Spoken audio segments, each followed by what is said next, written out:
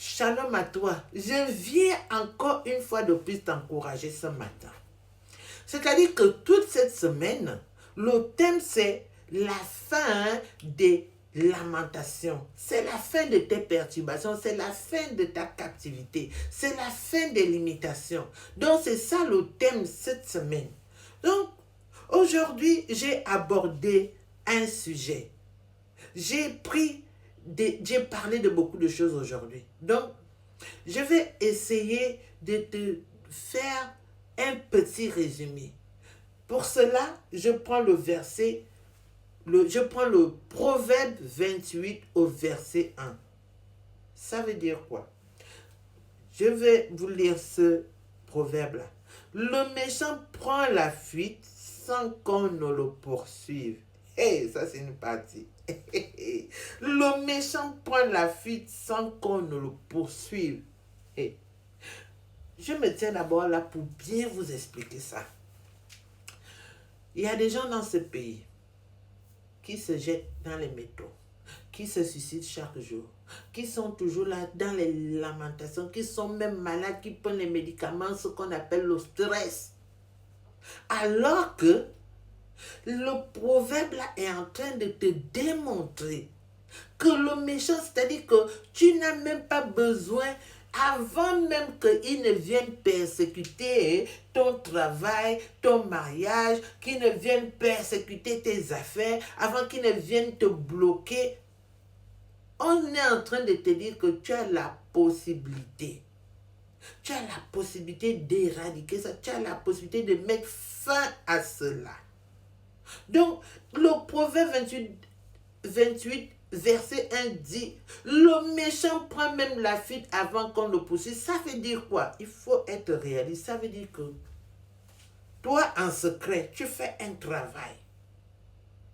Tu médites la parole. La parole la transforme tes pensées. La parole a fait en sorte que tu puisses prendre confiance en toi. La parole a fait en sorte que tu puisses te lever comme un lion pour détruire les œuvres des ténèbres. Tous ceux qui se sont levés, toutes les antennes qui viennent te visionner dans la nuit quand tu dors là, tu casses les antennes là, tu les broies au nom puissant de Jésus. Tu prends l'épée de Dieu là, tu casses ça au nom puissant de Jésus-Christ. Tu prends, si ce sont tes affaires, que quand tu fais quelque chose, ça ne marche pas, tu prends le sang de Jésus-Christ, tu asperges ça là-bas pour anéantir toutes les œuvres des ténèbres. Quand les gens qui sont venus physiquement, tu mets l'armée céleste qui va avec les haches, avec l'épée, qui va faire que quand ils vont encore venir, ils vont les bastonner, ils vont les casser, ils vont les détruire, ils vont les couper, tailler en pièces. Hein? Quand tu fais ce temps à la maison, c'est pourquoi le verset l'a dit, hein? Le méchant prend même la fuite avant qu'on ne le poursuive. Parce que toi, tu as déjà sécurisé tout. Tu as sécurisé ta vie. Tu as sécurisé ta maison. Tu as sécurisé ton travail. Tu as sécurisé. Maintenant, je vais te dire une chose. Là où il y a les décrets depuis des décennies, qu'est-ce que tu dois faire? Rentre en jeûne. Prends le problème là, fais-le asseoir à minuit. Fais asseoir ce problème là à minuit, 3 heures du matin.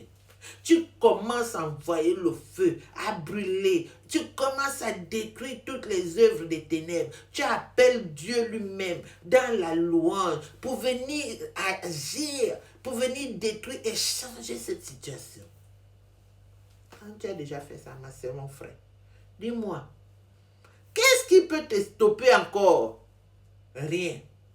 Donc, lève-toi dans la prière. Prends le verset là et mets ça en pratique. Et tu vas voir comment les choses vont changer. Comment l'ennemi ne pourra même plus t'approcher. Dans le nom puissant de Jésus-Christ. Je reviens demain pour t'encourager. À 10 heures du matin. Bientôt, je vais changer ces heures-là parce que je vois qu'il y a beaucoup de gens qui sont au boulot qui me disent « Oh non, je ne peux pas te suivre. » Mais je vais bientôt changer pour repartir, soit à 8h ou 7h30, pour venir vous donner la doc.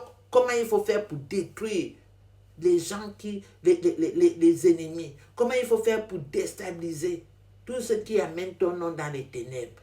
C'est de ça dont il s'agit. Shalom.